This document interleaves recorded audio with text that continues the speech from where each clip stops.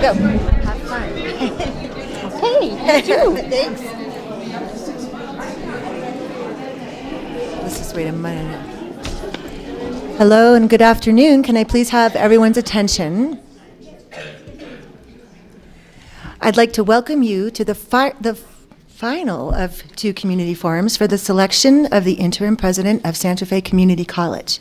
I'm Lynn Klein, the host of Klein's Corner on KSFR FM, which is located right here on the SFC campus, and I'll be your moderator today.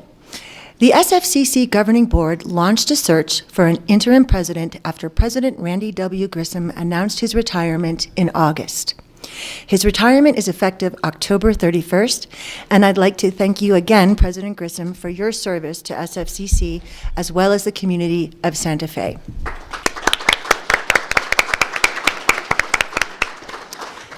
I'd also like to thank the Santa Fe Community College Governing Board members, Kathy, who are actually here today, and we'd like to acknowledge your presence, Kathy Keith, Jack Sullivan, and Dr. Martha Romero. Thanks for being here. These forums give the college campus and community members the opportunity to meet the finalists and to provide feedback to the college's governing board. So let me just take a moment to share with you the format of today's forum. First, Dr. Cervantes will present some brief opening remarks to you. She will then join me for a question and answer session with questions submitted by the staff and faculty senate and the Student Government Association. We will then open the floor to questions from you, members of the audience. Please feel free to raise your hand and we will bring a microphone to you. Or at any time, you can fill out a card located on the side, there it is. There's a basket over there, you can put the card in. And I will try to include as many of your questions as time allows. Following the Q&A, Dr. Cervantes will make a closing remark.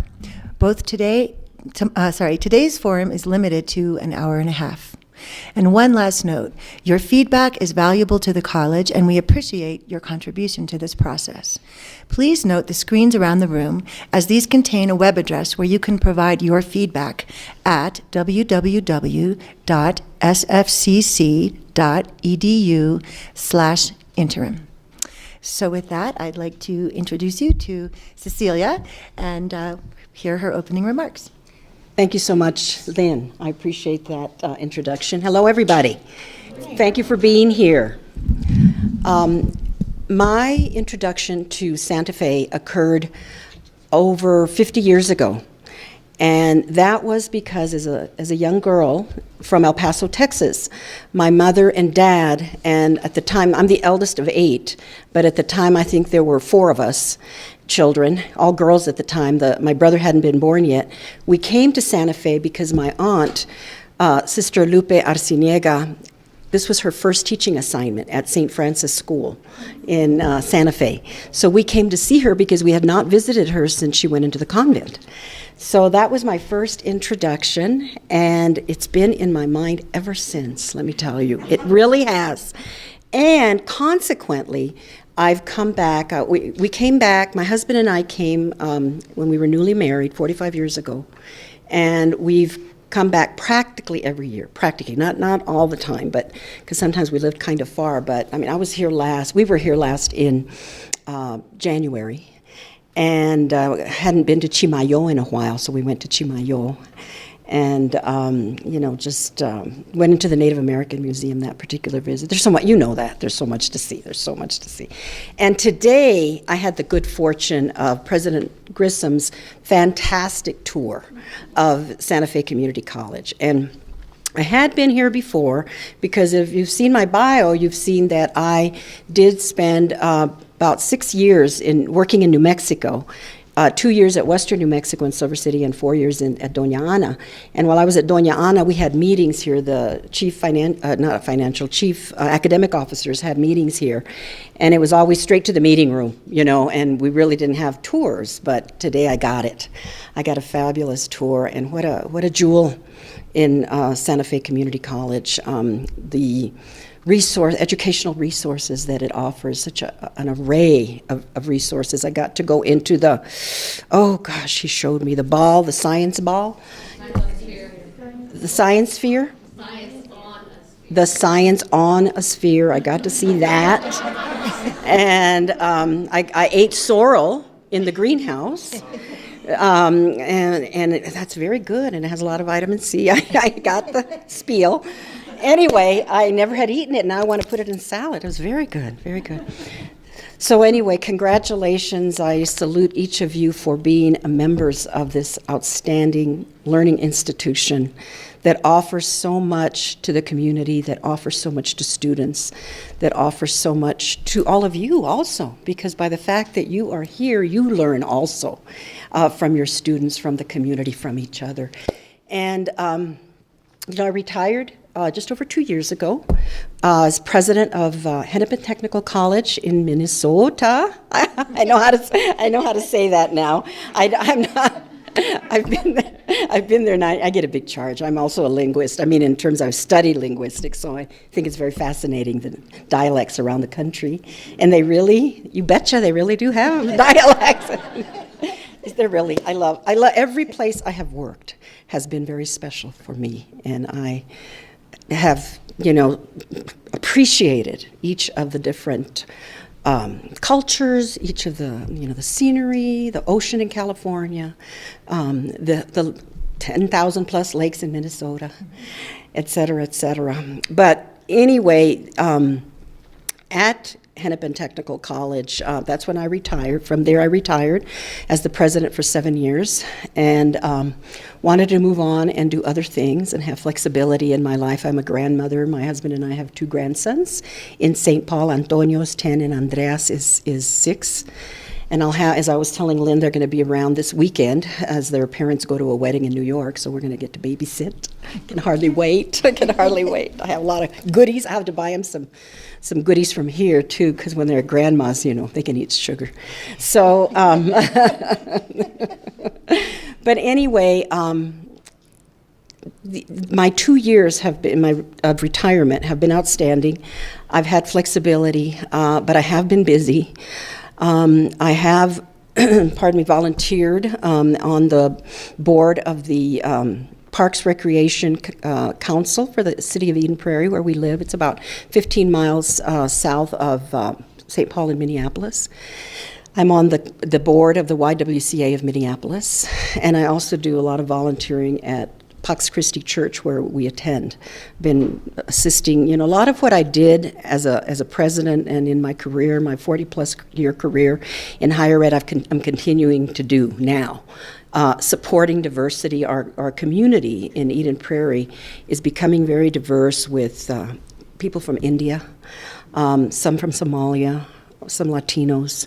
And so as a council member on the Parks and Recreation Council, I want to make sure that these lovely resources are used by the entire community. So some of the same things that I did as a president, in terms of embracing diversity, providing access and success, I continue to do in my volunteer work. And I've loved it. But when I saw that this opening for an interim president occurred, I had been looking at Santa Fe Community College for a while, and I thought, wow, to be able to come and be the interim president. I'm really rested after 2 years and 3 months of retirement. So I'm ready to roll my sleeves up and work with each of you and serve students, because that's, of course, who I miss the most, is our students.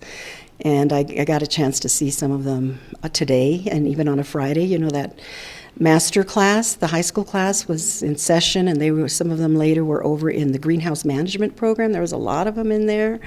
And I got to go into the Yvonne's fine woodworking class. Oh, beautiful, beautiful, beautiful. So there's just so many wonderful accomplishments and successes that you celebrate as members of Santa Fe Community College, that I'd like to come and support you.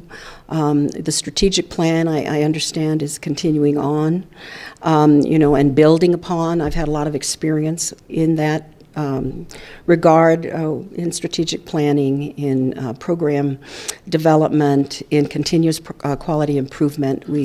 My college got a Baldrige award just before I left, so we worked on that, and So, there's just a lot of skills that I think I can bring and put to good use for this year. And because of my strong affinity, love, and appreciation of Santa Fe and all that you have here at the college, I think the fit would be good for me to come and join you. We'll see what you all think. I think that more of my background maybe will come out as we're interacting today, so I won't go on and on and on too much longer.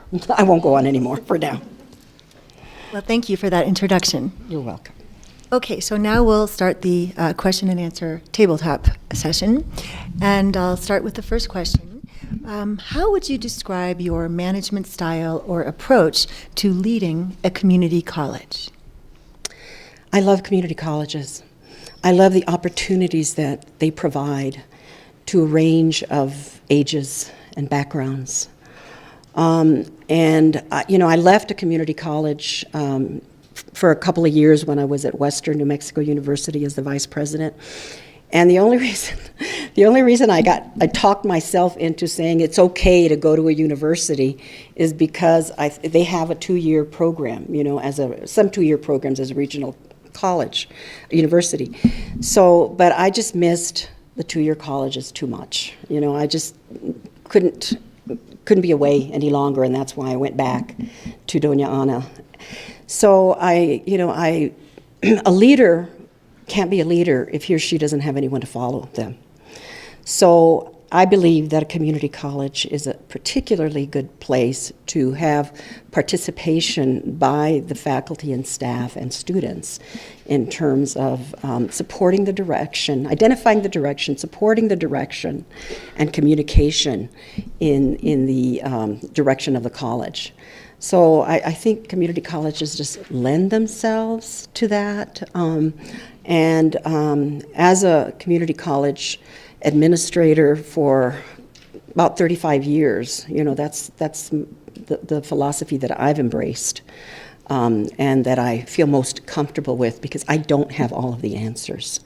I like to listen to different perspectives. And I like to, I learn so much and get ideas from all of you.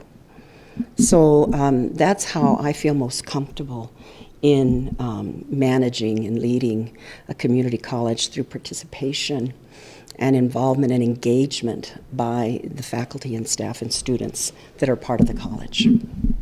Great. And what would you list as your 5 core values, and how do they shape how you would lead this college?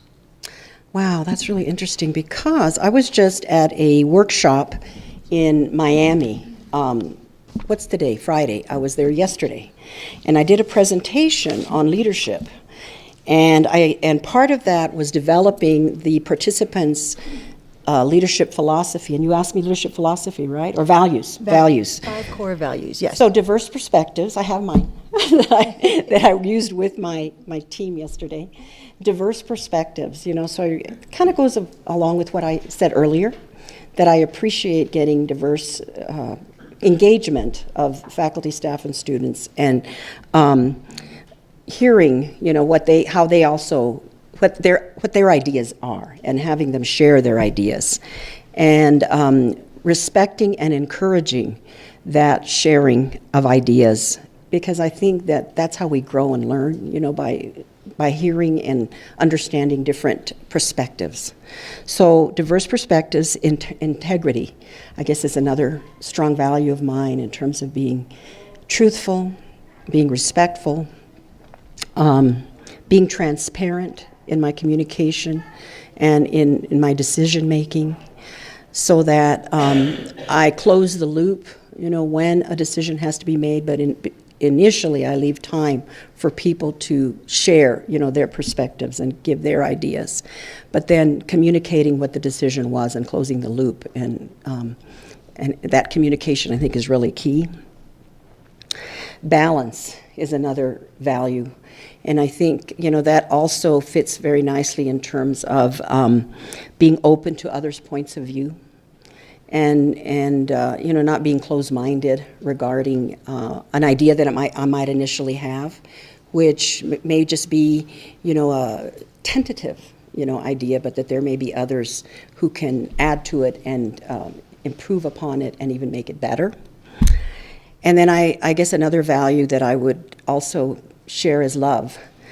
And I believe that, I am who I am because of others, in terms of important to celebrate what they bring to the table and the contributions that they make. I want to appreciate and show that appreciation also, and start off positively. I'm a positive person. I am a positive person. I know that.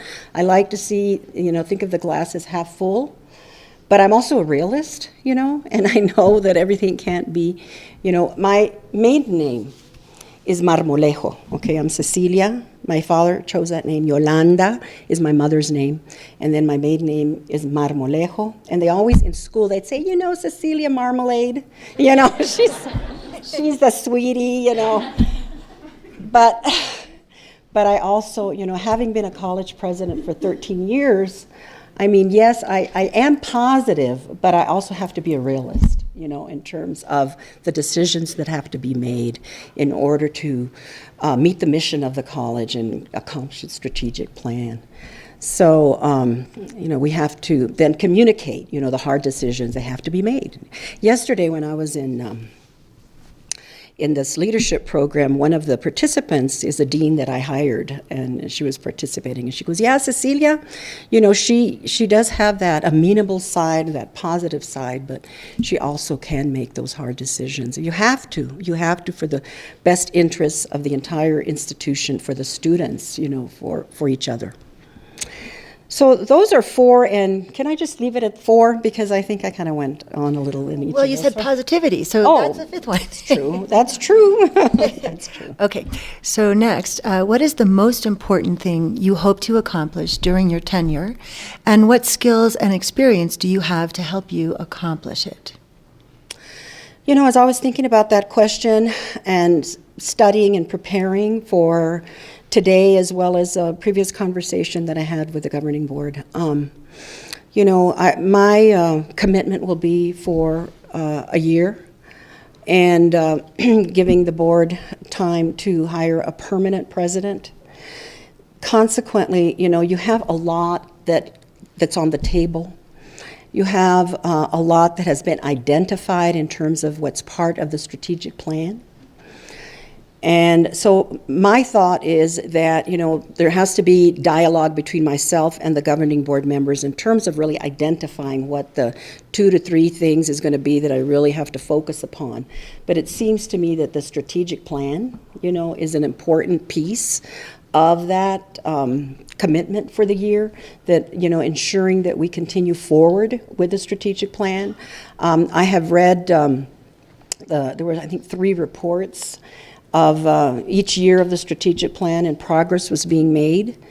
So, I haven't read the last one yet. I understand it's going to be posted soon, but I haven't had a chance to read it because it hasn't been posted.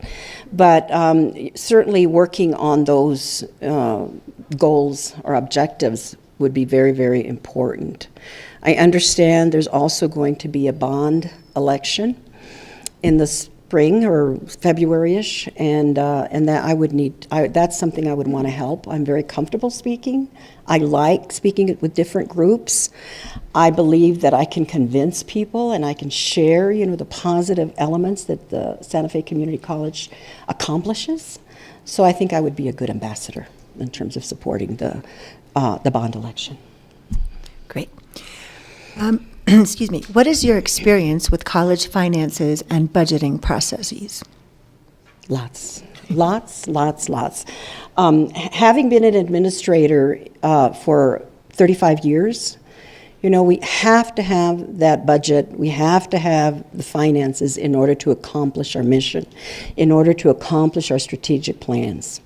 So, it seems to me that the process works best when you focus on the priorities of the institution and give top emphasis on funding to those areas that support the priorities. The instructional program is key. because that's the heart of our institution, and making sure that we have strong, effective, staffed and equipped programs. I mean, I went into the sim lab and I was blown away. You've got some fabulous resources here. But we want to keep it that way. And, replacement is always important, the maintenance of the operation.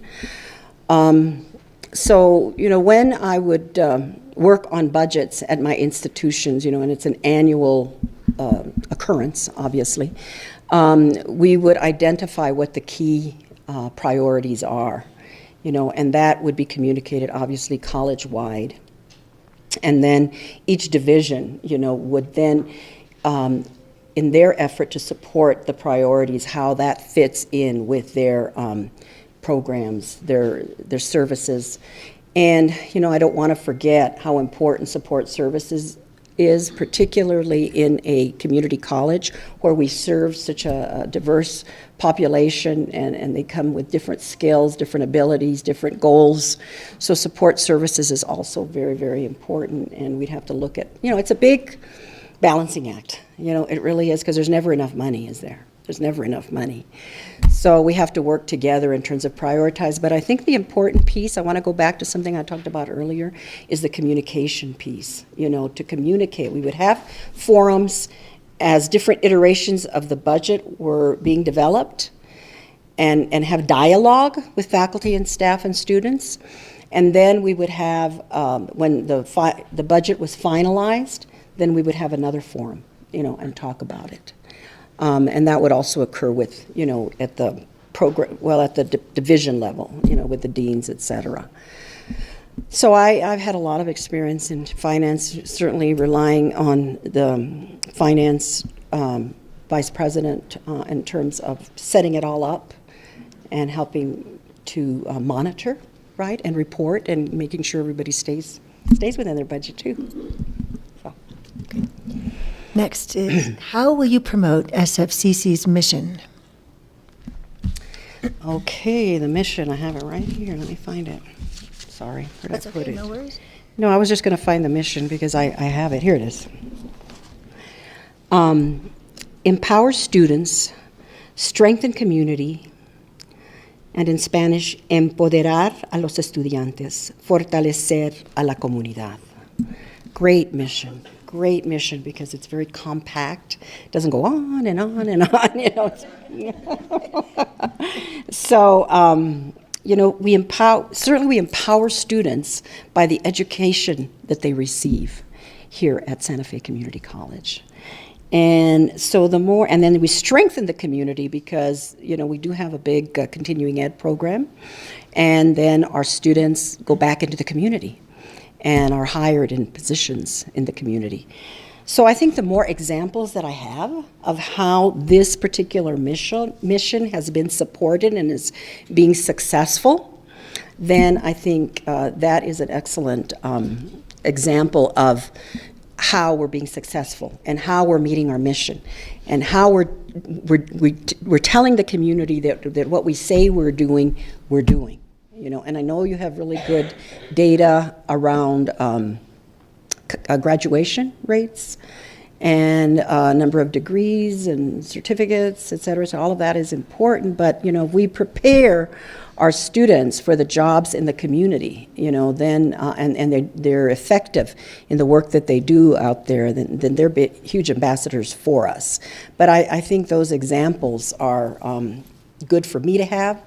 And let me give you an example of how at Hennepin Tech for the last year and a half, sometimes sometimes things come up, that the negative comes out, we're human beings, that comes out. But, the negative out in the community doesn't necessarily help us out that much, So it's the positive messages that show how we're supporting our mission. So the college community at Hennepin Tech talked about, we really want to know what's happening. It's a big 9,000 students, 2 campuses, 23 miles apart. We don't always communicate the way we'd like to. We want to know what is being accomplished in the welding department, in the robotics department, in the English department, etc. So what we started is an e-publication out of my office called Message Monday.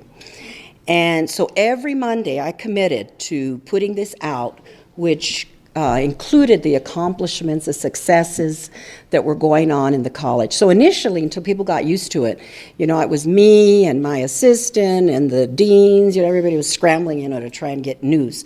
But by the end of the time, before I left and retired, the faculty were submitting and staff were submitting things, and it was just great, as a communication tool.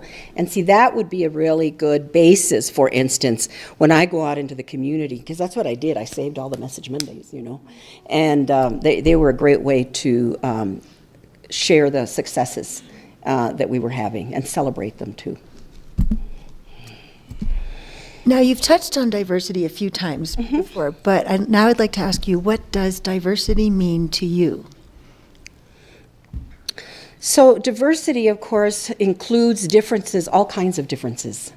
And our world, all of us, the world would be so boring if everybody looked like me or everybody looked like you or everybody thought like me or everybody thought like you. We have such differences in perspectives, in religions, in races, in cultures, and Santa Fe, that's one of the things I love so much about Santa Fe, is you have the tri-cultures, that are embraced, and the history, of the tri-cultures.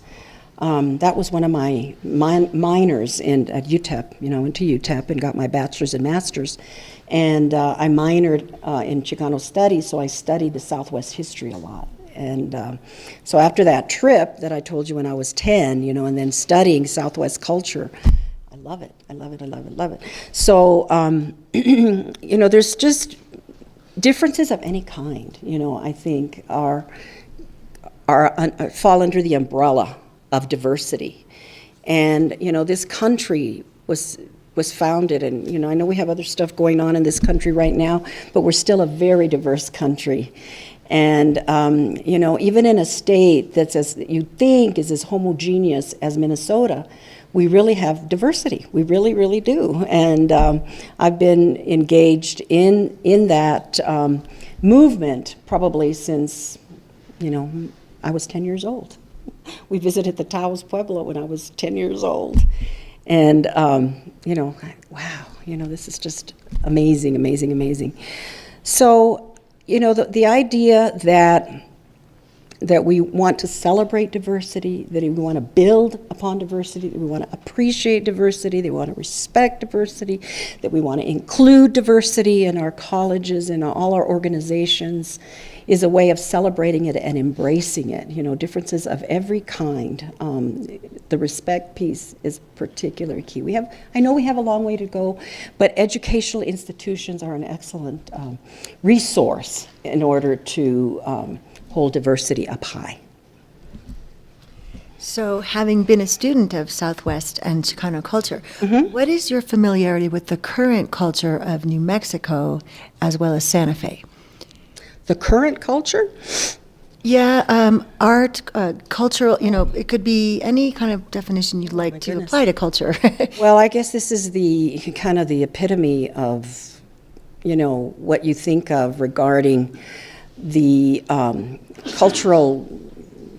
multiculturalism in the arts, in the history, in culture, in food, in music, in architecture. I mean, you got it all. We've got it all here in Santa Fe. That's why my husband and I have been coming back for 45 years, because we just can't get enough of it in terms of, the warmth, the love, the appreciation, that you find and that you have. And it's not perfect. No place is perfect. But, that's the way I see it. And feel that, we're particularly positioned effectively at Santa Fe Community College because, education is a great equalizer in terms of everybody is welcome.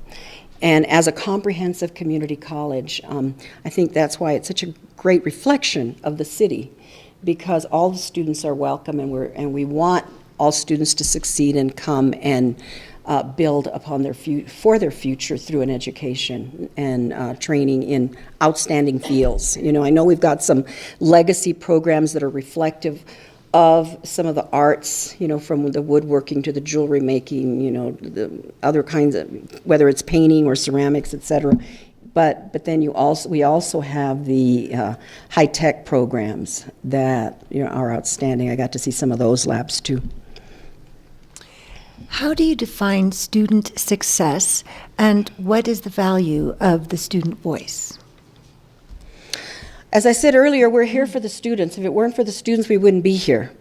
So the student voice is critical for us to be in tune and understand, you know, what their needs are, how we're doing in serving them. I'm sure you do evaluations of classes, you know, and getting, you know, tabulating those and seriously giving them consideration in terms of improving programs, improving courses, improving services. You know, all of that is critical. We have to do that, and we want to do that as an educational institution that embraces continuous improvement, but also as an AQUIP institution. You know, we need to show that we do listen to our students, you know, who are the main users of our programs and services. And what was the last part? Student success. Oh, yes. Okay. How do you define student success? Well, I think it's important, you know, that's why we try when the students first come to identify what their major is, you know, what their goals are for coming to our institution. And usually, you know, if they can identify a major, then we can measure success to see if they have accomplished that goal, you know. And of course, there are intermediary steps along the way in either getting their certificate or degree, and then ultimately, you know, getting a position. I mean, that's part of measuring student success also, and getting feedback from employers, you know, in terms of how we're doing and preparing the students. But also then the intermediary steps have to do with the how they're doing in courses, you know, and I know that you have a student success course. I think that's excellent to give them some basic preparation to do well in the more college level courses. I think that's excellent. We had started that also. You have mandatory orientation also. So as much as we can do in advance, you know, to give students the tools they need, and if they've been away from school a long time, then they've been away from the culture of education, so to speak. So giving them that background initially, you know, and then giving them an introduction to the services. Because, you know, I know that at mandatory orientation, the students, you know, are pretty much overwhelmed because there's so much that's shared with them. But, you know, they've at least gotten an introduction, one, and then two, if they take the student success class, you know, then that reinforces some of those resources that they can then follow up with and be successful in each step of the way. What do you see as the role of student government on a community college campus? Yeah, I think it plays an important role. I mean, in my experiences, both as president of College of Alameda and Hennepin Technical College, I had a very active and engaged student government. And there were student senators that I would meet with, and I particularly at Hennepin Tech, I met with the president of the Student Senate and the vice president, and we'd go over, you know, their goals and help that they needed in terms of accomplishing or issues that were, you know, that were a challenge for them and other students. So very important, because again, they are the main consumers of our educational programs and services. So we need to have open dialogue and communication to be able to ensure that we're listening to them and that we're making progress in meeting their needs. I know that one of the things when I met with them toward the end of my time at Hennepin Tech, we had, like you, that we had a lot of acres, not as many as you, but we had a large land around, many acres around the buildings, and they wanted to set up a, what was it called? Disc golf? Or Frisbee golf. Frisbee golf course. So we got that set up because, many students, particularly at a community college, often stay all day. Now you have a fabulous recreation and gym, and we didn't have that. But now I just noticed that they are going to begin setting up a wellness center for the students, so that's really, really good. So anyway, they came with that the students really wanted to have some kind of opportunity for exercise. So we did set up Frisbee golf, and it's all over, and the community can come and use it too. So that was one thing that came to us through the students. What is your experience with the unionization/collective bargaining process? Was the experience collaborative, adversarial? Yes, well, I worked, as I mentioned, at College of Alameda and at Hennepin Technical College in Minnesota, and both both were union environments. I mean, not just faculty unions, but we had staff unions as well.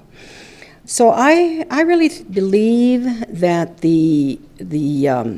once the contract is in place and there's agreement on both sides regarding the contract, that does take time to work through that process. But once that is in place, it is a guide for operations across the institution between, in the case of faculty and administrators. So really, you have something concrete to follow and implement. So once, everybody had agreed on that, and I was not involved in the setting up of the initial contract that was already in place in both institutions, in both states. But I thought that the process for implementing it and updating it was excellent. I mean, I thought that the communication was good. I thought that, it spelled out how many times we needed to meet. We had a shared governance council, and it spelled out the members that were going to be part of the council, both in terms of management as well as faculty. As I said, we met on a monthly basis, and we jointly put together the agenda and agreed on that. So, I mean, it was... It really went well. It was not adversarial. We met to talk through any disagreements. We put together calendars jointly. I can't really say that there was any issues, negative issues. And if something negative did come up, we would have respectful dialogue in order to solve the issue. And again, it was spelled out within the agreement. So that helped to have that basis, for the process. So I've worked in Colorado, in Texas, in New Mexico, and then California and Minnesota. And it was these last two, my two colleges where I was a president, that we had a union environment. And I think that because the contract was clear and agreed upon, then it was the next step in terms of implementing it and following it, was not an issue. It was a positive experience. What is your familiarity with academic quality improvement programs or other accreditation processes?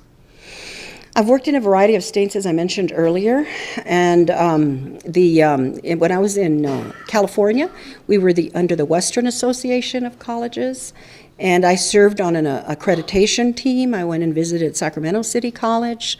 I really liked doing that because then you learn about how different colleges operate and the processes that they have in place in order to serve students and programs. So it was an eye-opening experience for me, and that was also then helpful in order to put together our accreditation report.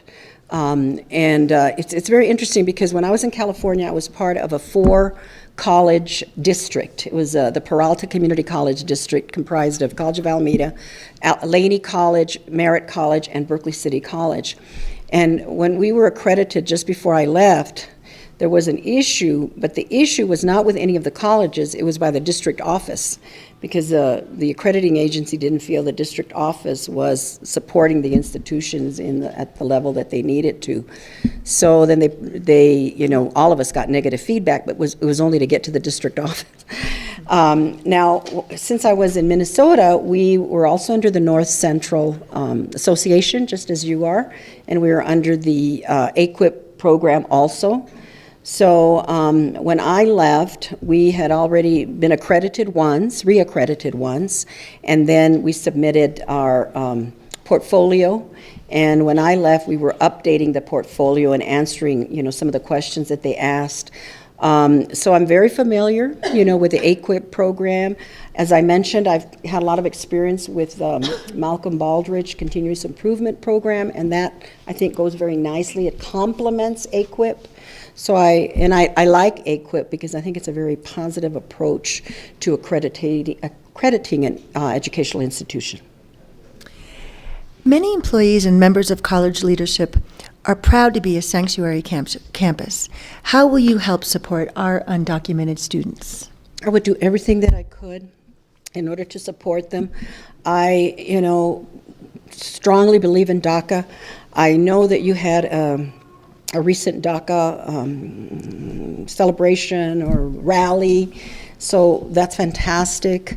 I mean, I think that the fact that's just another example of the diversity that is apparent in Santa Fe and in Santa Fe Community College, and the effort to embrace the diversity and support immigrants who came as children and are kind of stuck and through no fault of their own, many of whom have gone and obtained their education all the way from elementary, middle school, secondary, and even college. You know, I know that the same support for DACA and undocumented students occurred in Minnesota, and I actually had a partnership with the Mexican consul, and there is some Mexican money that's available in order to provide scholarships for Mexicans who are studying. Have you ever accessed any of that? You have? Yay.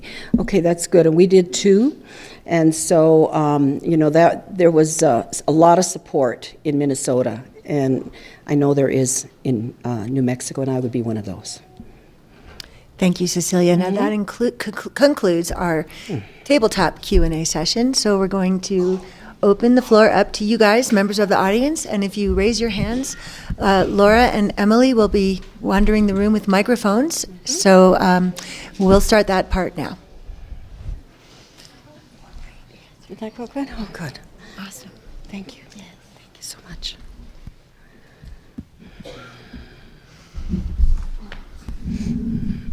We have a question over here. Thanks.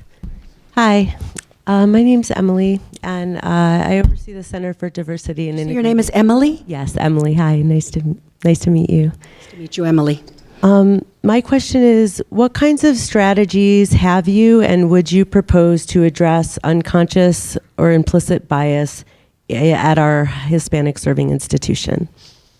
Yes, you know, I mentioned that I was a board member at the YWCA of Minneapolis, and as a matter of fact, they have an approach which is called It's Time to Talk.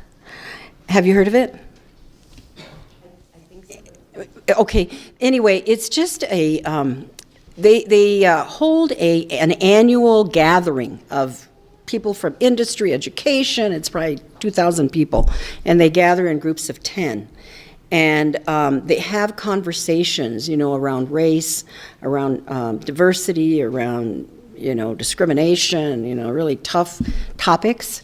And each person at the table has a chance, there's ground rules, you know, so, you know, there's no fighting at the table, you know, no criticizing somebody. It's being respectful. And they pass, I can't remember what, I think it's a Native American device that they pass around, some kind of a Talking stick. talking stick. Yes. Oh, okay. And so then each person has a chance to contribute, you know. So I think to develop respect, you know, we have to listen to each other. and we have to listen with an open mind, We had some of those It's Time to Talk sessions at my college, and I thought they were very helpful.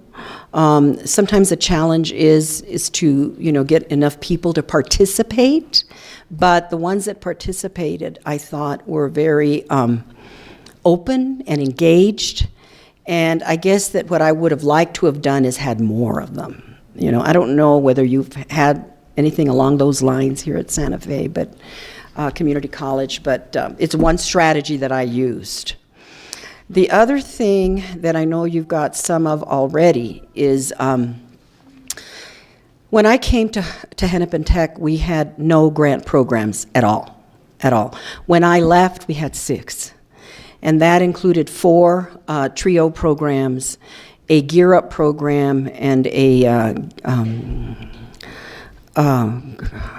can't think of the name right now, but it's a program where students come. It's very similar to your master's program, but it was more, that was one of the TRIO. The Talent Search was one of the TRIO that we had.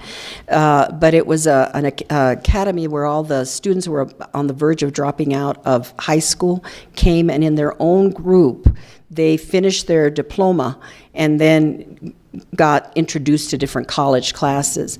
So I think that when we have more opportunities for students who have been at risk or have gaps, in their education, when we work with them and have these programs to help them succeed, and then they get into our mainstreamed into our programs, that does break down barriers, because they want to succeed too. We just have to give them the resources and the support in order to succeed.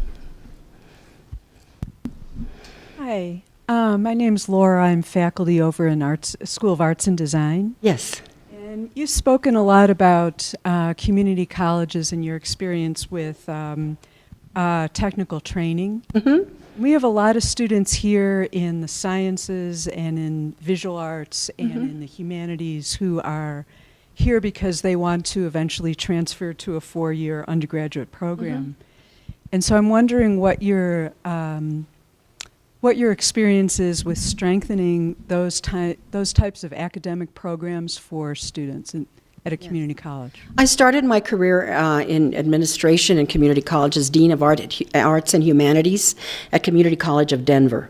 So there were, I think, a couple of technical programs, but most of them there were like in photography and fine arts. And then not in my division, but there was also obviously the sciences and the math, and that came later for me when I was at College of Alameda, where that was more of a transfer-oriented program.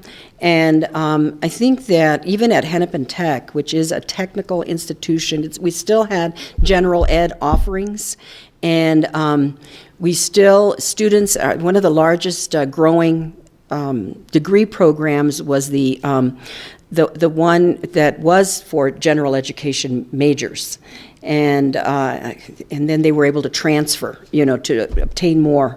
So I think that more education and their 4-year degree. So I think that what's important in terms of strengthening those programs is being very clear in terms of assessing learning, and determining how effective we're being in helping students to learn. Even though it was a technical college, Hennepin Tech was doing a very interesting program for assessing learning and writing even. And we had faculty engaged in terms of being readers for students. And it wasn't just the English faculty, it was other faculty that were engaged in assessing students' writing. And they were trained in terms of what to look for. So I know that the basic skills are reading, writing, math, and science, that also some of those fit into the umbrella of STEM, and then they also are very important in the fine arts as communication tools in order to communicate effectively. Because after all, I think with the arts, you're communicating, but in a different form, rather than writing, you're designing colors, etc. So I think that I have had experience, had a lot of experience. It just so happens that the last 7 years I was at a technical college, which was, by the way, very proud to be a technical college. We talked about being a comprehensive, but the faculty really didn't want to go that way because the training we were providing was very important, leading to jobs. But I also know and value the benefit of some of the programs that you're referring to, and know that as a comprehensive community college, and I know there's a real niche here and a real appreciation for, what we offer in that regard. And, working to evaluate and assess how effective we're being is also very important there in those programs also. Good afternoon. Yes. My name's Deborah Bolt. Hi, Deborah. Can you hear me? Yes. With Santa Fe Community College Foundation. And thank you for sharing your background working with grants. I wonder if you could also share with us your experience working with Community College Foundation or working with cultivating individual donors or private foundations. Critical, very important. We can't put all our eggs in one basket in terms of where our funding is coming from. We have to diversify our efforts, and the foundation is an excellent way to do that. At Hennepin Technical College, we had a very strong foundation, and it was comprised of a lot of people from industry that, had an inherent interest in our students to go and work for them. And so they were very happy to be on the foundation and very willing to share resources with us. Loved going to some of their workplaces to see the equipment that they had that, we wanted to also attain and needed to attain.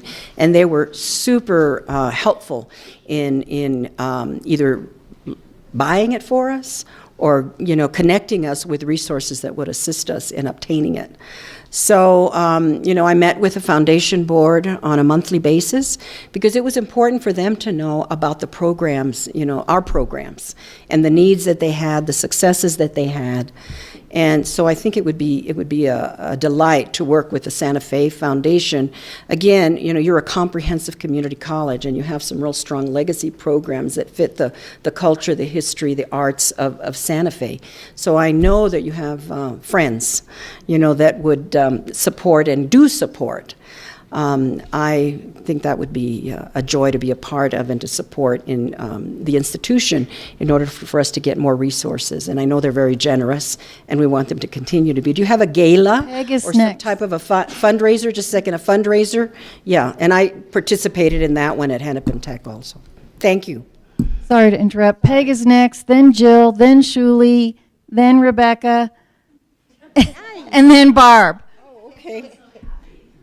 Hi, my name is Peg, and I'm the library director here. And Then Henry. Sorry. And I have your easiest and hardest question of the day. Okay. Can you tell me what book you're reading now and what books you've read lately? Okay. I read a lot of management books because that's what I do. I've been for so long. But actually, I'm reading one that was part of the Bible study class that I took. It's not on. Sorry. I take a Bible study class now that I retired, and it's only women in this Bible study class. And so we're reading a book about St. James, the apostle. And I can't remember the name of it, but that's the one that I'm reading right now. And I don't remember which one am I going to tell you? What's the name of the book about elephants don't like water, or elephant? Water for Elephants. Water for Elephants. I read that one. I couldn't put it down. Love that book. You're welcome. So I'm Jill Carlson. I'm the co-chair of the Staff Senate. I'm wondering what experience you have working with legislative bodies in gaining funding and representing the college. Yes, I had the opportunity to speak at legislative councils to talk about our programs in order to assist in the funding, process. And so I have testified before the legislative councils. I also have welcomed legislators when they came to visit our campus in order to, because we were going out for some bonding money, or that they were going to provide us. So they came to tour the campus. Also had different United States senators like Amy Klobuchar that came to campus to visit, and Senator Franken also. Senator Franken came, we had a partnership with Vice President of Liberia, and so Senator Franken came in order to be a part of that dialogue, that panel discussion. So I've had a lot of experience, both in Minnesota as well as in California. I'm trying to think where else. Oh, and when I worked in Minnesota, I came and testified at the Roundhouse too.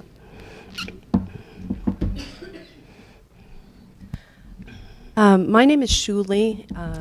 I'm an English instructor. I started as a literacy volunteer here more than 30 years ago, and I then became developmental English instructor, and now I'm with the English department.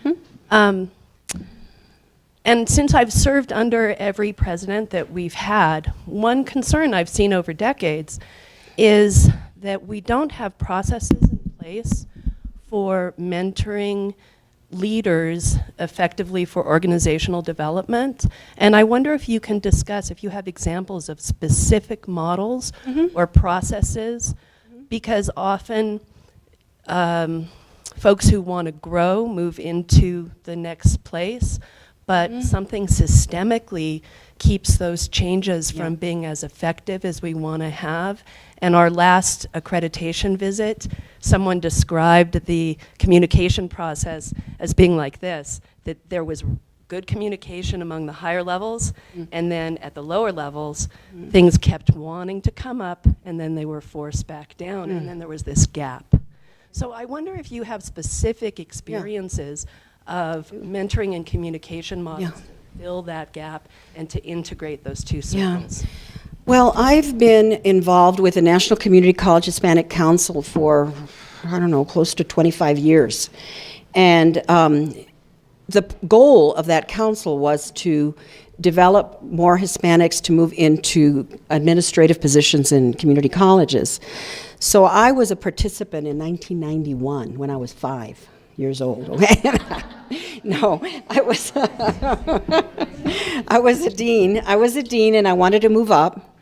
So I participated in the program. Now, that's where I just came from Miami yesterday, and I was a presenter on leadership and change at for that same group, but it's a new cohort. I don't know how many cohorts they've had. And so the model I like their model a lot, because it's really embracing the mentor-mentee relationship. I am currently the mentor for 2 administrators, one in Phoenix and one in San Antonio. And so we come up with a contract in terms of what areas they want to grow and develop in. And we both agree, that I will help them in building and in developing in those areas. So I like that model a lot. I like that, there's a real trust factor, communication is regular. We have monthly meetings. I got to meet my 2 mentees in Miami, because now that I don't travel as much, I did this last few days just because I got to come here too, and that was initially unplanned, But I got to meet them there, but we've talked like every month, already. And so I think that is an excellent model. I've also seen a similar program, develop for leadership in California, for instance, in which the 4 colleges that were part of the Peralta Community College District came up with some up-and-coming leaders, and we put together a curriculum in order for them to participate in. Have we ever done that here in Santa Fe Community College? We have. So how did it go? Pardon? It's ongoing. Okay. Has that helped, this model that she mentioned? I individually have participated in that, and I've seen various iterations of it over the years. I think what that does is a really wonderful job of enhancing the skills and of individuals, but it doesn't address the problem on a systemic level. We have a lot of undefined processes here, and so there's no way to institutionalize that added value. Okay. It happens, and there's a hope that it will bubble up from the grassroots. Yeah. But it would be really wonderful if we had some leadership that could then that could then fill that gap for us, because as a classroom instructor and as a highly educated and fairly bright person, there's a lot I understand about the strategic planning and the upper management, but there's still a gap between that and my day-to-day experience. And I think there needs to be, but I'm also concerned about how that strategic planning can be better informed by the day-to-day experience of people on the ground. Yeah. Does Santa Fe Community College have a quality council? I instituted a quality council at Hennepin Tech, and one of the areas that we were working on were defining processes so that everybody would understand them and so that they would be followed uniformly. And in the Malcolm Baldridge work, there's a great diagram that says most colleges, or many colleges and organizations, not just colleges and industry, have processes going like arrows all over the place. And you can be more effective if you have them aligned and all going in the same direction. And that's what we were working on. So I think something like that might be helpful here.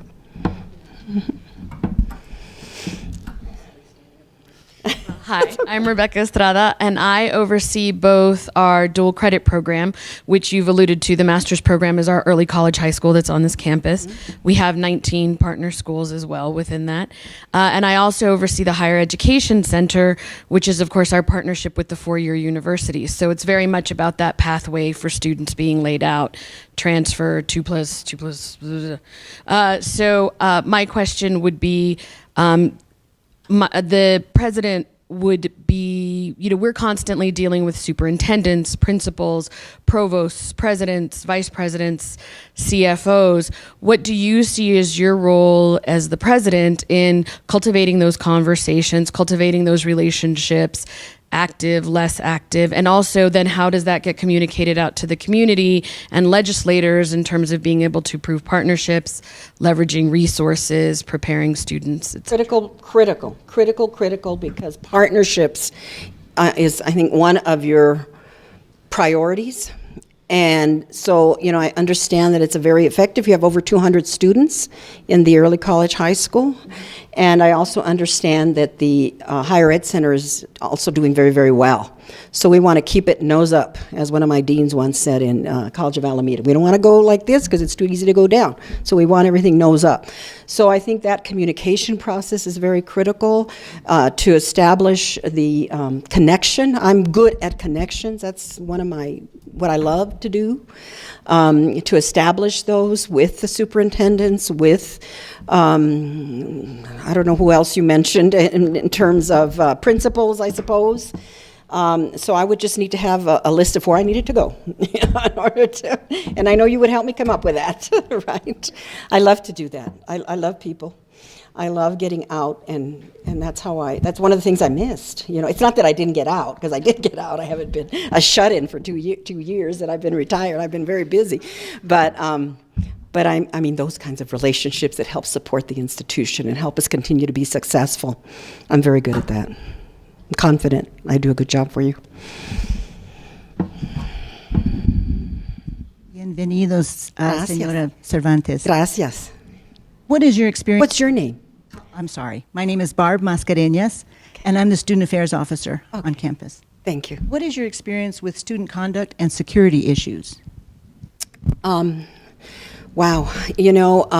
That's one of the processes that are important to spell out, in the student handbook, what conduct is acceptable and what conduct is not acceptable, and to follow through and be very effective and very consistent in the way we follow through.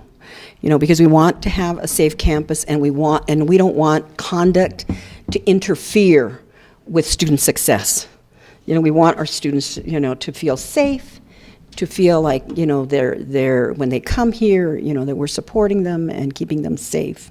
So is some of that student conduct spelled out in your handbook? Yeah. Spelled out in our handbook. We have different campaigns throughout the year that help them understand what our conduct expectations Good. are. And then we also have a counseling center that works hand in hand so that if they do need some support, that can be offered. And we had to follow up, right away.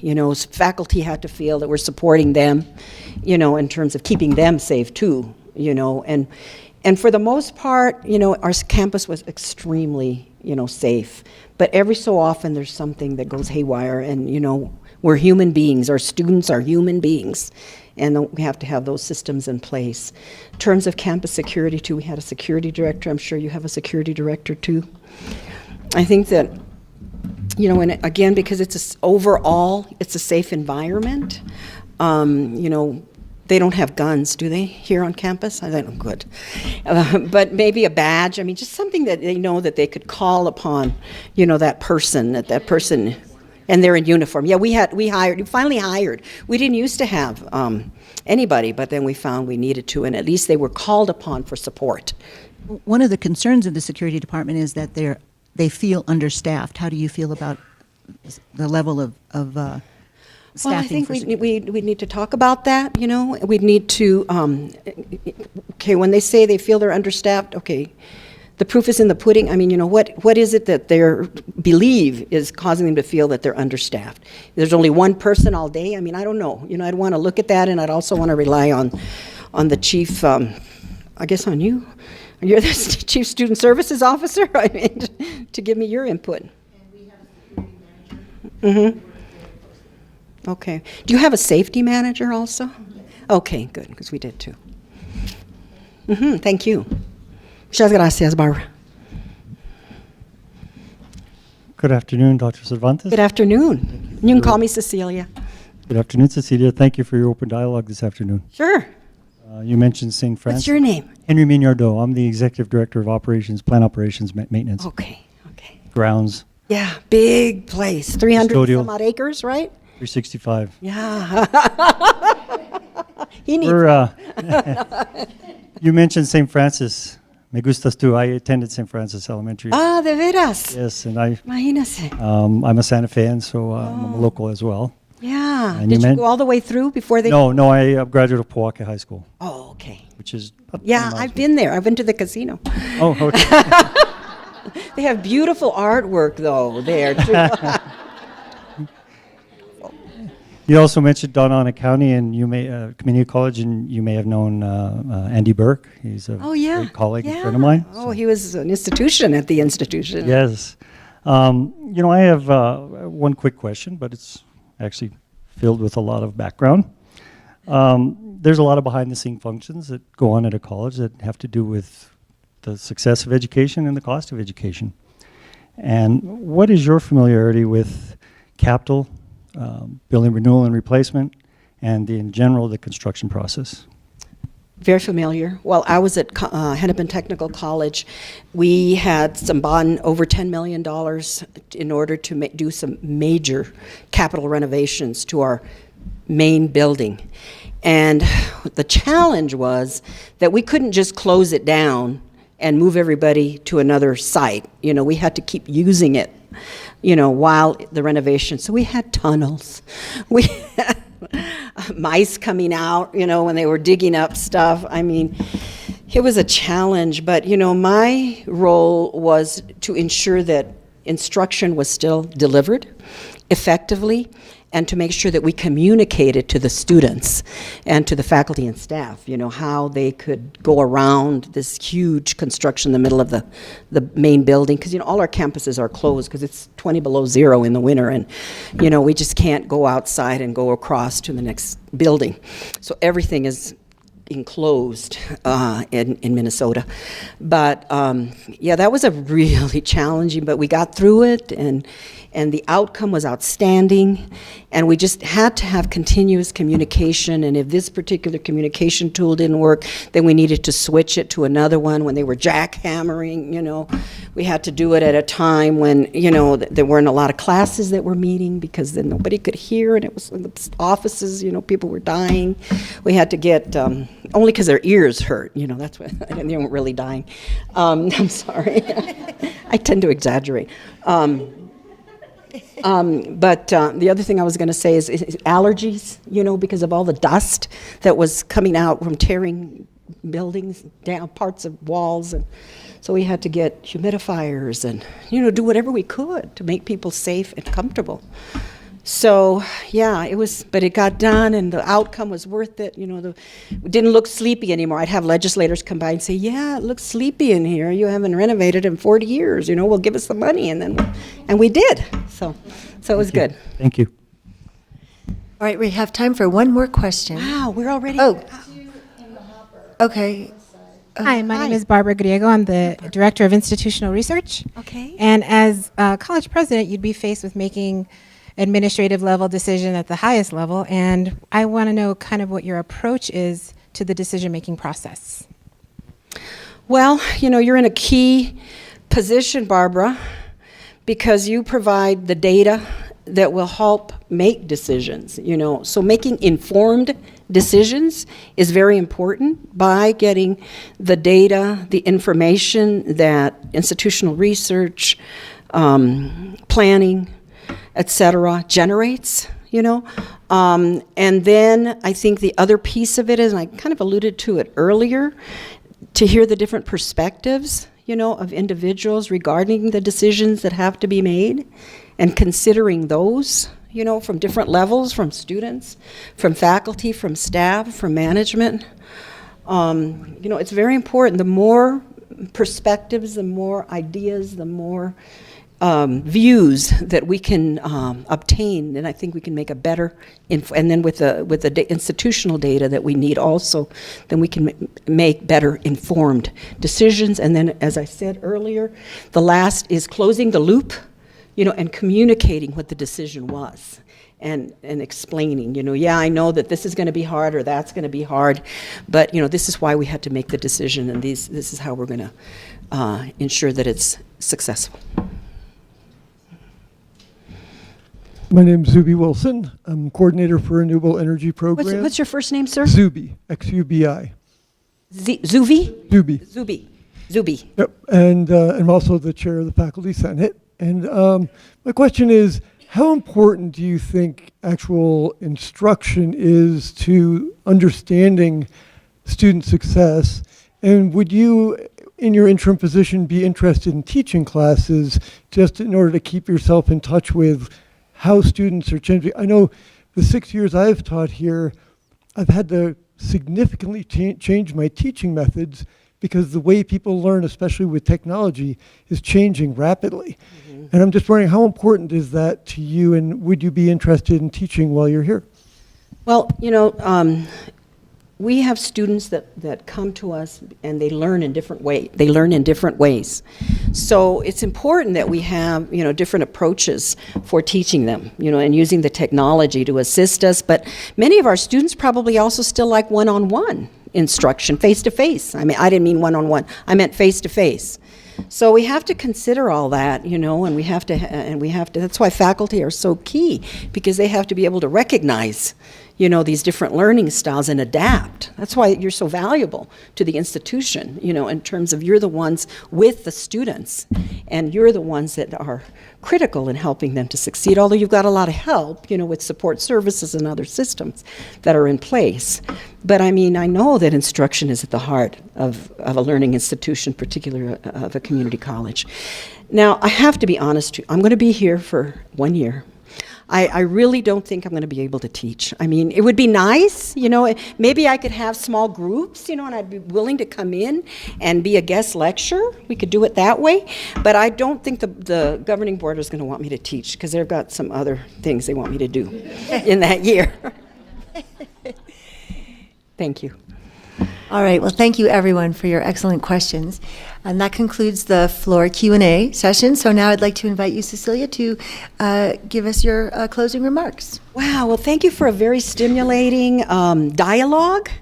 Thank you for sharing with me what's important to you and conveying your love for Santa Fe Community College and for the different roles that you play and how you contribute. That's one of the things that I miss about not being at a community college on a day-to-day basis. So it's very stimulating, to be here with you. I know, as I told the board, that, no matter who they bring in to be the interim president, I know that he or she will do outstanding because you'll be holding them up and you'll be following them, because a leader can't be a leader without having followers, to support, to interact, to engage, and to give feedback, most importantly. So again, it's been an honor to be here today and to engage in this conversation with you. The tour was magnificent this morning. I had to kind of keep up with Randy, and I didn't wear the heels this morning because he was going fast, but we did cover. He said, "Oh, you only covered 3/4 of the campus today." But I just salute you and thank you for what you do for students. Thank you for caring and being here and being engaged in this process. And I know you'll give feedback to the governing board. And I wish you every success as you continue in the very important role that you play in educating our students, our future. We need them desperately. Thank you very much. Muchas gracias.